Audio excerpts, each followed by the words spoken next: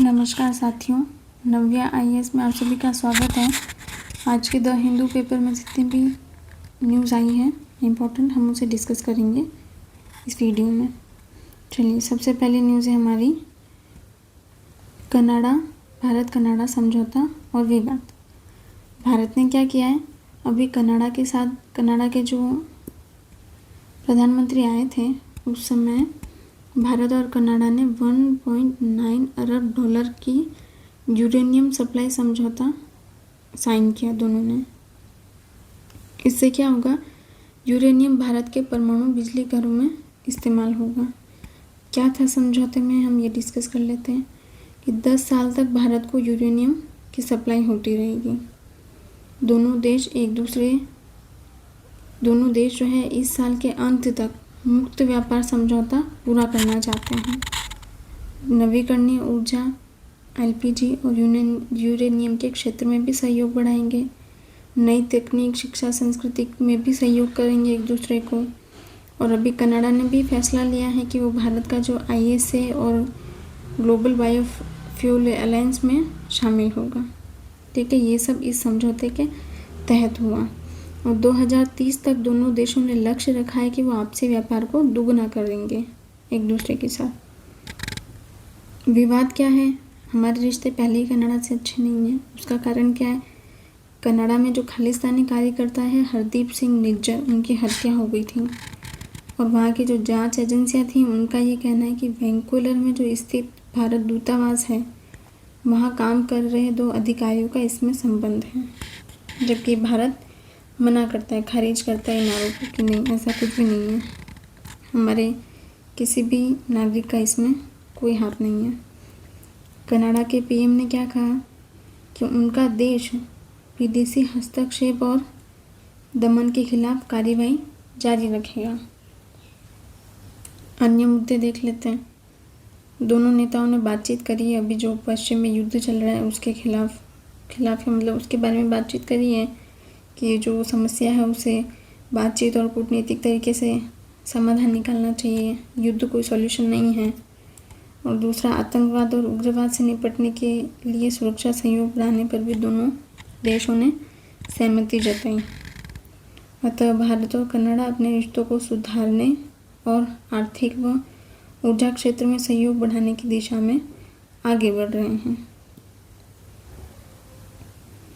चलिए next news देख लेते हैं। Rethinking tax searches for the digital age. ये जो टैक्स के लिए छापे मारती है गवर्नमेंट, उसके बारे में ये टैक्स छापों में डिजिटल युग में टैक्स छापों पर पुनर्विचार। अभी जो विश्वरूप अल्व वर्सेस यूनियन ऑफ इंडिया के मामले में सुप्रीम कोर्ट ने संवैधानिक सवाल उठाया है। क्या सवाल है कि सरकार को नागरिकों की डिजिटल जानकारी किस सीमा तक पहुंचने का अधिकार है ना, किस सीमा तक सरकार व्यक्ति के निजी जिंदगी में दखल अंदाजी कर सकती है जांच के नाम पर, ये सवाल है। पहले क्या होता था कि इनकम टैक्स एक्ट 1961 की धारा 132 के तहत घर या दफ्तर पर छापा मारा जाता था। नगद, जेवर या कागजी दस्तावेज जब्त करने का अधिकार सरकार के पास था। और ये तब की बात है जब कागजी रिकॉर्ड हुआ करते थे, जब डिजिटल ज़माना नहीं था, मोबाइल फ़ोन, लैपटॉप ये नहीं थे। और अब क्या है, मोबाइल फ़ोन्स, लैपटॉप ना, क्लाउड स्पेस वगैरह सब कुछ रहता है। कंप्यूटर सिस्टम और वर्चुअल डिजिटल स्पेस तक भी इस कानून को उन्होंने आगे बढ़ा दिया, लागू कर दिया है, ताकि जो जांच है वो सही तरीके से की जा सके। और ये ज़रूरी भी हो गया है आज के युग में। समस्या क्या है कि व्यक्ति की निजी जानकारी भी होती है। सभी को जांच के दायरे में लेना निजी जीवन में दखल अंदाजी करने जैसा होगा। इससे व्यक्ति के निजता का अधिकार है वो भी प्रभावित होगा। अब सरकार का क्या पक्ष है ये सुन लेते हैं कि धारा 132 के तहत ठोस कारण होने पर ही छापा मारा जाएगा और डिजिटल जितनी भी चीज़ें उन्हें तभी टच किया जाएगा जब कोई रीज़न या फिर कोई हमें सबूत ही नहीं मिलेगा। वैसे ही आज के टाइम पे है भी ज़रूरी, क्योंकि आजकल टैक्स चोरी डिजिटल माध्यम से ही होती है। डेटा जल्दी ट्रांसफ़र या डिलीट हो जाता है है ना। तो अचानक छापा मारना भी ज़रूरी, नहीं तो सबूत मिटाए जा सकते हैं। सरकार का पक्ष भी ज़रूरी है और सही भी है। कोर्ट का क्या कहना है कि डिजिटल युग में अधिकार की सीमा क्या होनी चाहिए, यह तय करना चाहिए हमें। मोबाइल में कई सालों का डेटा होता है, दूसरे लोगों के साथ बातचीत का रिकॉर्ड होता है, निजी और पेशेवर जानकारी होती है, और कागजी फाइलों की तुलना में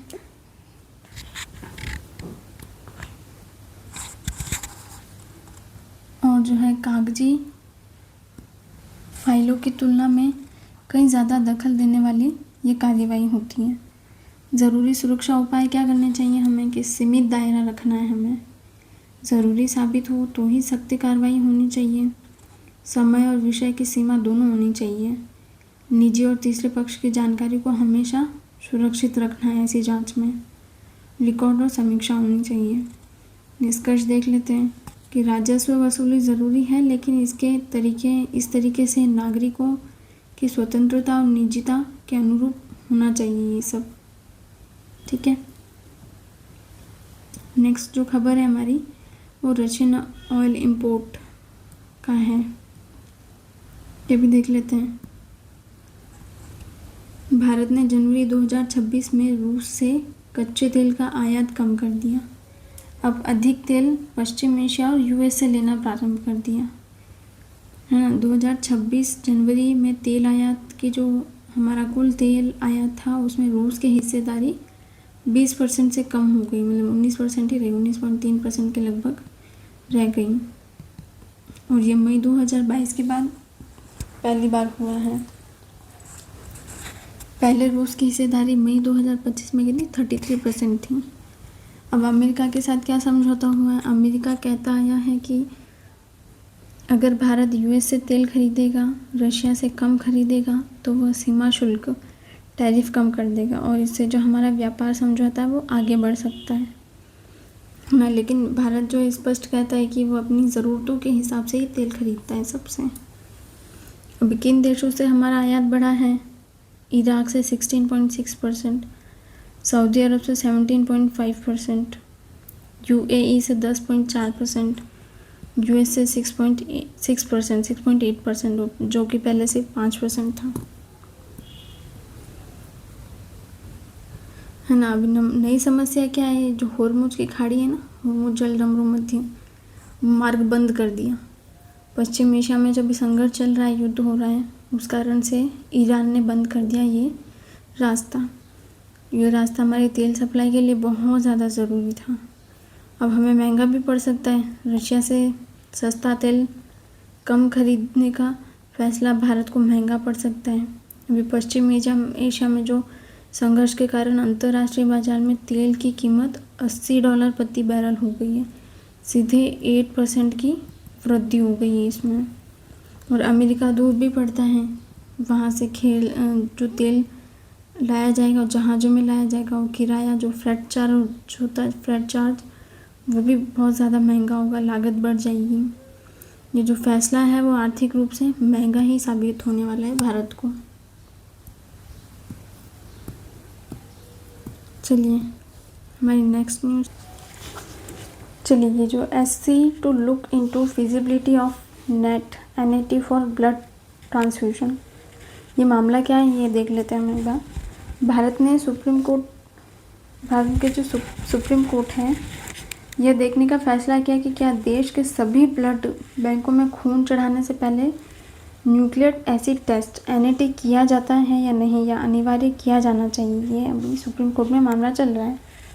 मामला क्या है कि एक NGO सर्वेशम मंगलम फाउंडेशन ने सुप्रीम कोर्ट में याचिका दायर की और कहा कि सुरक्षित खून चढ़ाना हर व्यक्ति का जीवन के अधिकार के तहत अनुच्छेद 21 के तहत आता है। इसलिए सरकार को ये सुनिश्चित करना चाहिए कि खून पूरी तरह सुरक्षित हो। अब इसमें इम्पोर्टेंट क्या है? NAT क्या होता है?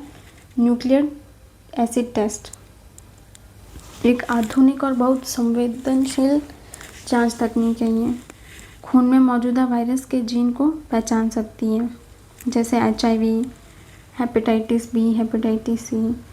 अभी ज़्यादातर जगहों पर एलिसा टेस्ट किया जाता है, लेकिन नेट उससे भी ज़्यादा सटीक माना जाता है।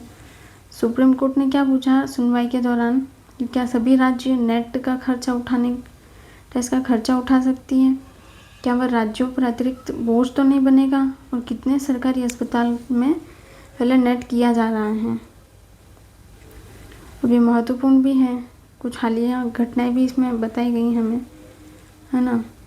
भारत को थैलीसीमिया के मामलों में दुनिया की राजधानी कहा जाता है, इसलिए यहाँ सुरक्षित ब्लड ट्रांसफ्यूजन बहुत ज़रूरी माना जाता है, क्योंकि थैलीसीमिया के मरीजों को बार बार खून चढ़ाने की ज़रूरत पड़ती है, और अगर खून संक्रमित हो तो उन्हें HIV जैसी गंभीर बीमारियां भी हो जाती हैं, तो इसे रोकने योग्य त्रासदी बताया गया है। नेट होना चाहिए। सुप्रीम कोर्ट ने अब यह तय करेगा सुप्रीम कोर्ट की क्या देश में सभी ब्लड बैंकों में नेट टेस्ट अनिवार्य किया जाएगा या नहीं, ताकि भविष्य में ऐसी घटनाएं न हों, लोगों को सुरक्षित खून मिल सके। चलिए अगली खबर देख लेते हैं हमारी। Indian ships ready for humanitarian operations official. अभी जो ये वॉर चल रहा है उसके तहत पश्चिम एशिया के कुछ हिस्सों में बढ़ते तनाव को देखते हुए भारत उन सभी पर कड़ी नज़र रख रहा है। ऑपरेशन संकल्प चला रहा है, जिसके तहत वो वहाँ फंसे हुए हमारे जो नागरिक हैं उनको बाहर निकालेगा। INS Surat as a part of regional maritime security engagement is currently in Bahrain. ये जो हमारे कुछ देख लेते हैं हम, अधिकारी ने कहा है ये सब कि एक फ्रिगेट और एक डेस्ट्रॉयर, 2 युद्धपोत हैं हमारे भारतीय नौसेना के, वो पहले से ही अदन की खाड़ी और ओमान की खाड़ी में तैनात हैं, और ये जहां 2019 से ही समुद्री डकैती को रोकने और व्यापारिक जहाज़ों की सुरक्षा के लिए वहाँ मौजूद है। वहाँ 2019 से ये सब वहाँ काम कर रहे हैं ना, तो ज़रूरत पड़ने पर उन्हें मानवीय सहायता के लिए भी उपयोग किया जा सकता है। ऑपरेशन संकल्प की शुरुआत भारतीय झंडे वाले जहाज़ों की सुरक्षा और सुरक्षा और क्षेत्र में समुद्री सुरक्षा बनाए रखने के लिए की गई थी, क्योंकि वहाँ व्यापारिक जहाज़ों के लिए खतरे बढ़ रहे थे। और अधिकारी ने यह भी बताया है कि जो INS सूरत है इस समय बहरीन में, है ना, लिख रखा है, करंटली पोस्टेड है, समुद्री सुरक्षा कार्यक्रम के तहत मौजूद है। ठीक है, अभी नेक्स्ट न्यूज़ क्या है हमारी, ये सब वॉर को लेकर डेली एक दो आर्टिकल आ ही रहा है वॉर के ऊपर। तो पश्चिम एशिया में युद्ध और ज़्यादा फैल गया है। ईरान ने अमेरिका, इजराइल, कुछ अरब देशों के ठिकानों पर मिसाइलें दागी। जवाब में ईरान और इजराइल ने ईरान पर भारी बमबारी करी। इस लड़ाई में दोनों तरफ के कई लोगों की मौत भी हुई है। कुवैत में 3 अमेरिकी लड़ाकू विमान गिर गए। अमेरिका ने कहा कि ये गलती से कुवैत की सेना की गोलीबारी में गिराए गए। वहीं ईरान ने दावा किया कि उसने एक अमेरिकी विमान को मार गिराया। ना ये सब चल रहा है, कुछ मिसाइल गिर रही हैं, और इससे तेल का जो भाव है बहुत ज़्यादा महंगा हो गया है। $80 प्रति बैरल तक हो गया, सीधे 8% कीमतें बढ़ गई हैं। पढ़ा हमने भी आगे, है ना। लगभग 555 लोगों की मृत्यु हो चुकी है इसमें। ईरान के शीर्ष सुरक्षा अधिकारी अली लारीजानी ने कहा कि वे अमेरिका से कोई बातचीत ही नहीं करेंगे। ईरान की रिवॉल्यूशनरी गार्ड्स ने अमेरिका को चेतावनी दी है कि सुरक्षित नहीं रहेगा। ये सब चल रहा है। ईरान ने भी आरोप लगाया है कि अमेरिका और इजराइल ने उसके नतांज परमाणु केंद्र पर भी हमला किया है। सऊदी अरब के रास तनुरा तेल रिफाइनरी पर ड्रोन हमला हुआ, लेकिन सुरक्षा बलों ने उसे मार गिराया है ना। ये सब चल ही रहा है। कुल मिलाकर यह युद्ध अब कई देशों तक फैल चुका है, और तेल की सप्लाई, हवाई यात्रा, पूरी दुनिया की अर्थव्यवस्था पर असर पड़ रहा है इन सब चीज़ों से। ठीक है, इतना ही था इस न्यूज़ में भी। ठीक है, धन्यवाद। आज के लिए इतना ही।